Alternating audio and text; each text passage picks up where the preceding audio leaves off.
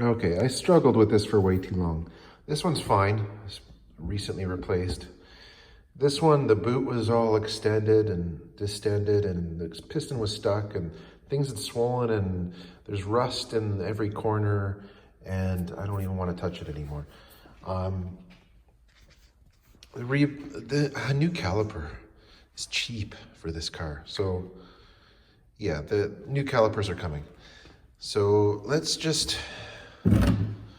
put this away.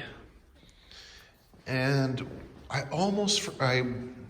so yeah, after struggling with that, I decided to clean up the workbench. You can see there's only one axle up there now, the one I'm gonna use. I cleaned up the floor. There's no new drips. So that's nice.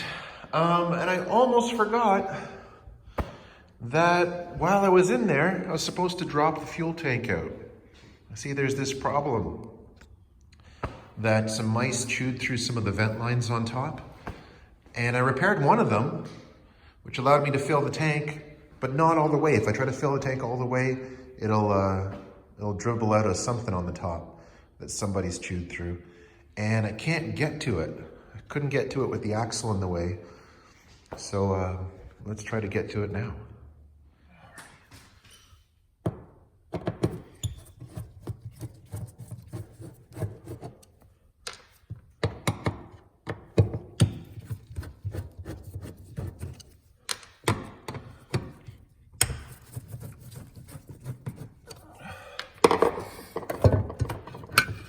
Here's the top of the tank, and there's the repair I made to the fuel level sender. Pull that off. Bubbles. The bubbles are still moving. So I guess we're still siphoning. Yeah, that's getting heavier. And hopefully the tank is getting lighter. And while that's been flowing, I've been mounting up my shock extensions from the old axle to the new axle. I'm pretty happy with how this came out. This is a real simple fabrication job.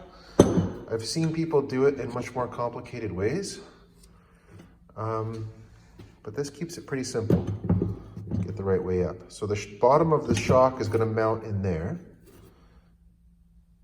So I wanted to move this position up 2 inches to compensate for the longer springs and the ride height. So I came up with, this is my idea, 2 pieces of a decent angle iron. They're a bit rusty now, but the proof is that they still fit from the old axle to the new axle. They fit right in there. There's a couple holes to bolt them into the original shock location, and then the shock location gets moved up to that new point. And it's really just 2 pieces of angle iron, and they kind of, you see how they sandwich the original mount between them in here and in here. And this end is just open. And what I did was, a long time ago, I drilled another hole in the old axle to give a 3rd point here. And then this is 1 bolt that connects these 2 up the middle. I could have put a 2nd bolt up here, but obviously I did not need it. Actually, I couldn't put a 2nd bolt up there because that's where the eye from the shock goes. So it's minimal, but it worked perfectly. It's just that when I went to take it apart, all the little hardware that I used was rusted and snapped. But that's fine. I spent about 15 minutes digging and finding hardware that matched close enough so that we could have some kind of symmetry.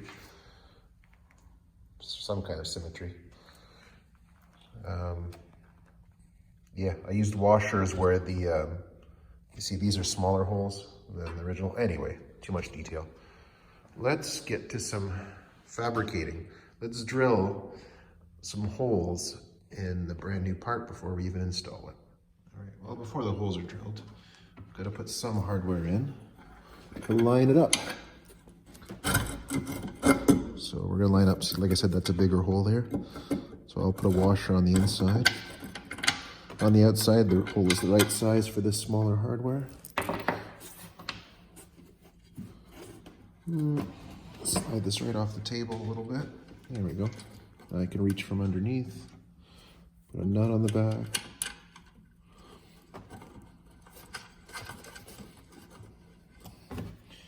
Come in from the other side, put the washer on the outside on the other side because there's a larger hole there.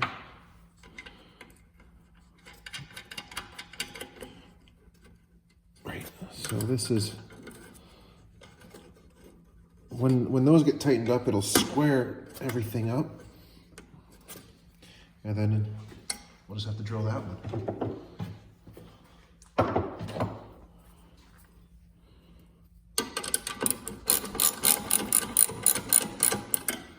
Tighten it up evenly.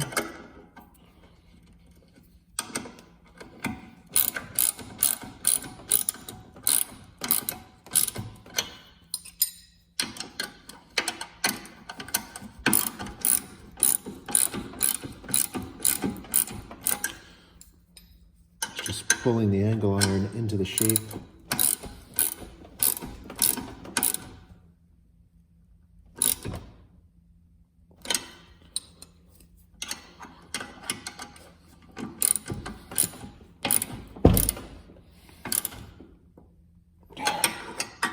Beautiful. Now we can get to drilling. We'll start with something small and work our way up to those two.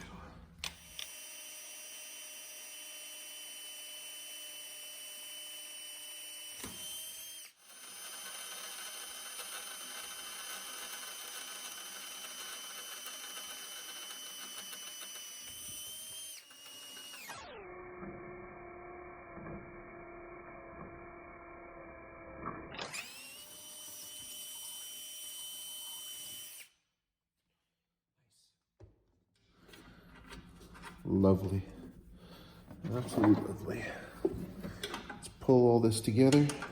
Ooh, different size head on there.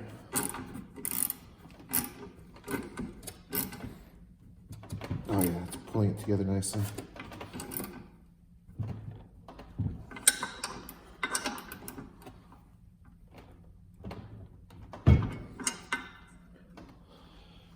Beautiful.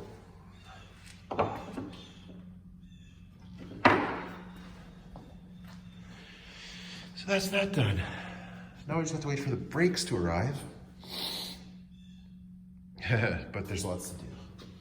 Because this is still draining, is it? Yeah, it's still draining.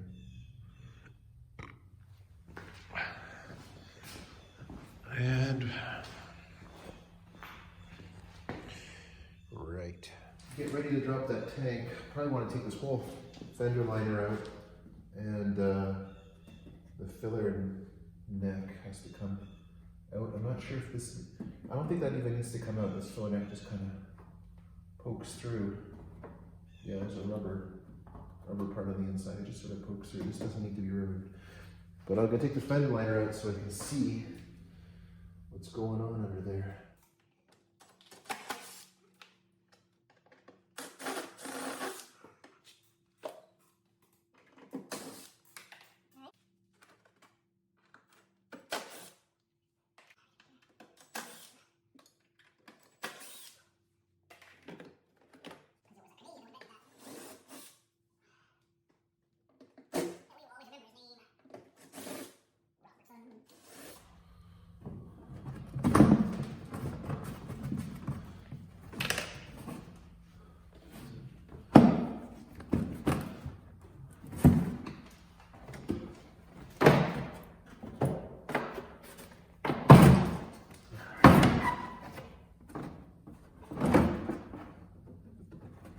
Fits in there nice.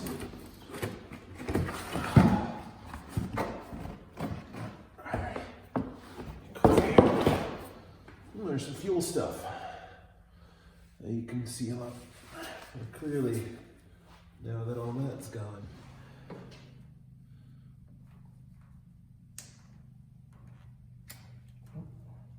There we go. Rest of that can go into there. Oh, don't make a mess on top of the fuel filter. I can go onto there.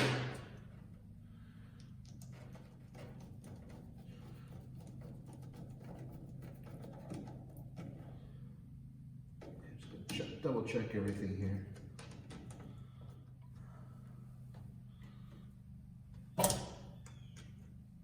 Okay.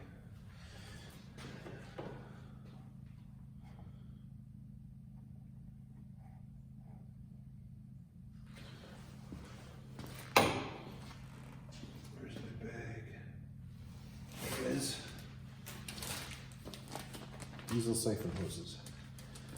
So if I put this in here, it'll be all clean for next time I want to use it. Theory.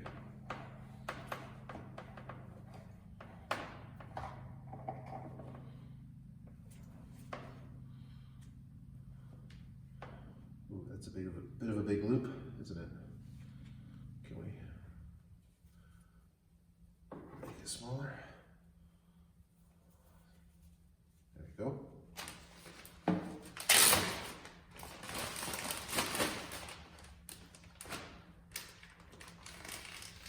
Beauty. All neat and tidy.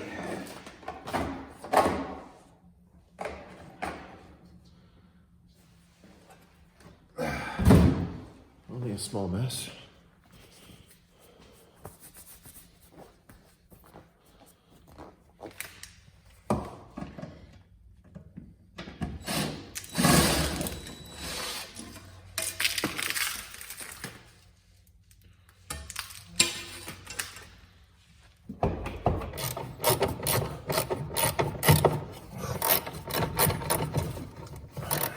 Things are moving.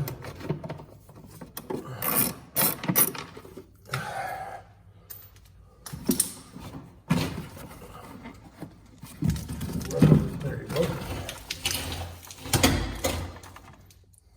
That moved quite a bit.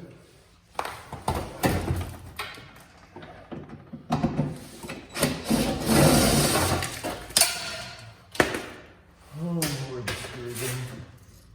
Oh, went flying. Now what? It goes all the way over there? Gotta take the exhaust off? Do this? This is dumb. Yeah, I guess so. Guess it's sitting on the exhaust. Wasn't that special? Oh. Can't see anything with all this blinding light.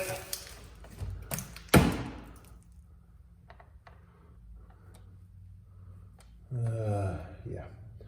It's almost out. Gotta take the back half of the exhaust off. Of all the dirty, rotten tricks. Well, let's put something under here.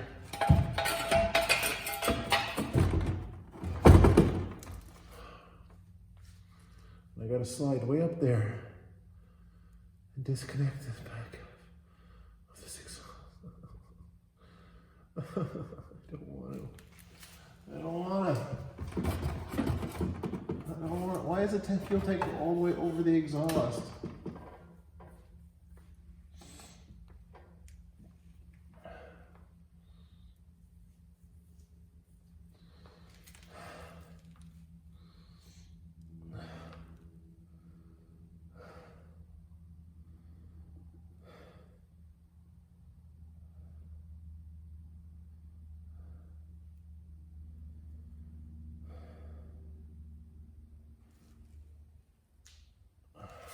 If I just take the muffler off its hangers and disconnect the middle.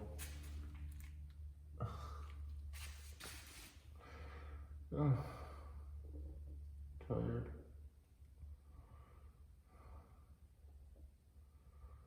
I don't want to do this anymore.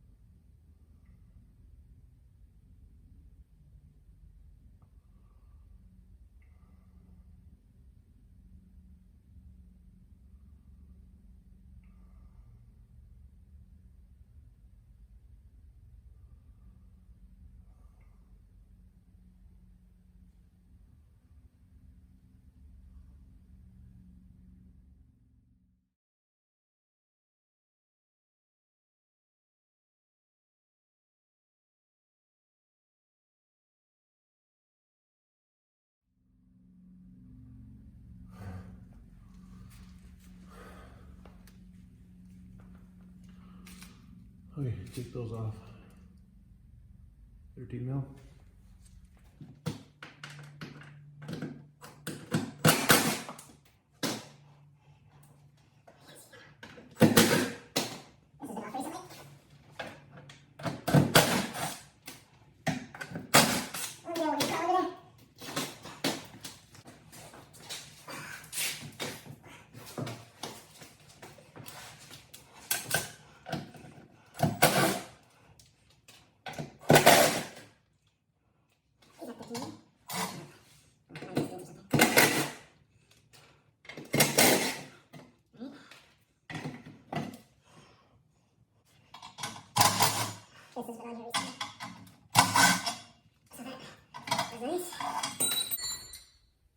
I'll just leave those right there, right underneath there.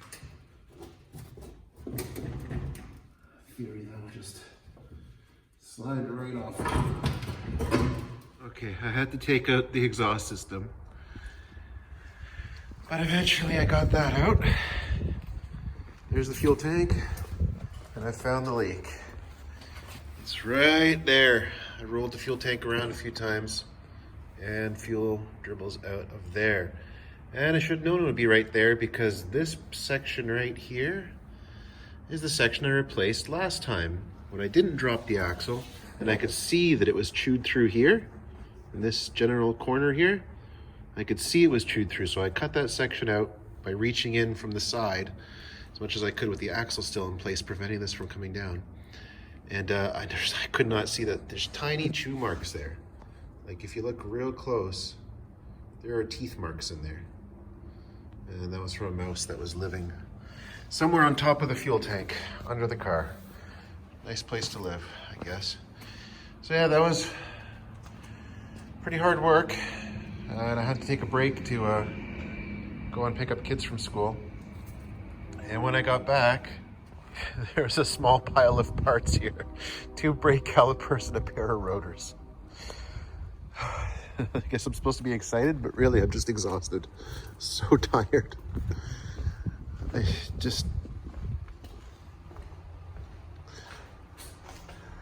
tired, and I don't have time to work on this right now.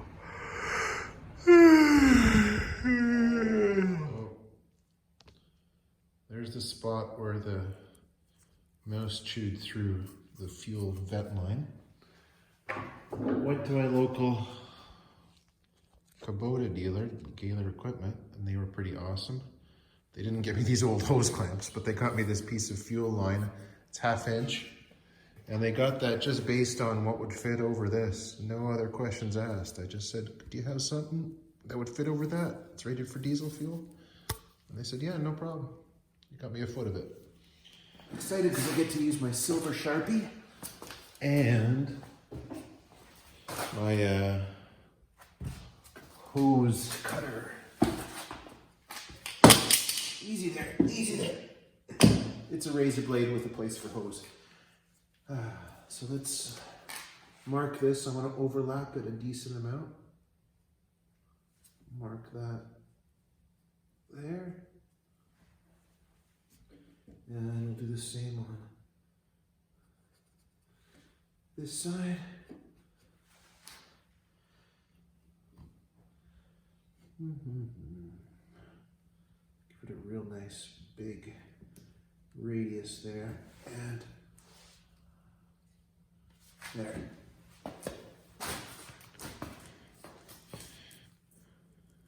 Ready?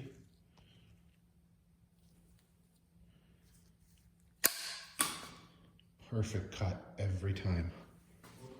Mineral oil, if it gets in the tank, it's just a lubricity enhancer.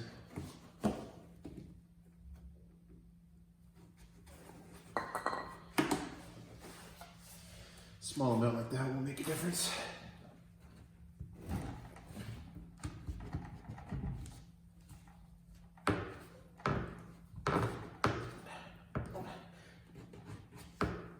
That's about as far as it's gonna go, I think. Now, the other side will be trickier. Let's unsnap it from all this, and hopefully we can get enough leverage on it.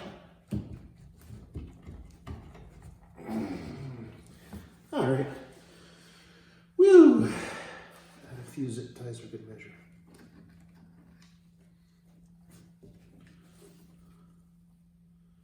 How do I do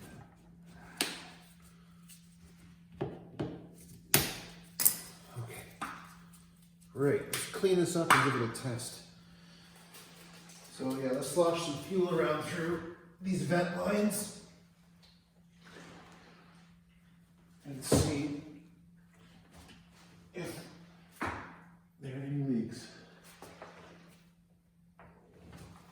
I'm pretty confident that there are no leaks. Except for right there. What is that?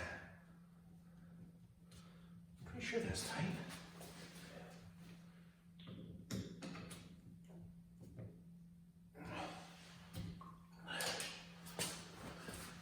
Well, the other way to find out if there's a leak is I noticed that there's a blow-off vent pluggy thing there. And what I did earlier, I don't know if you can see that, I took the air hose and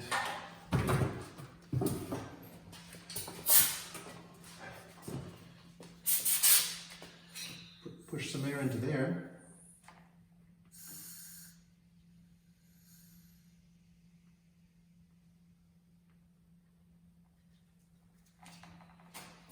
I can hear it. If you listen really closely, I can put some.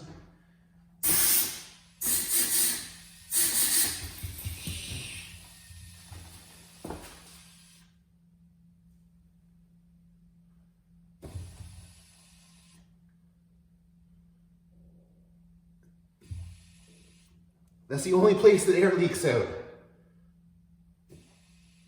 Beautiful. It's a sealed tank.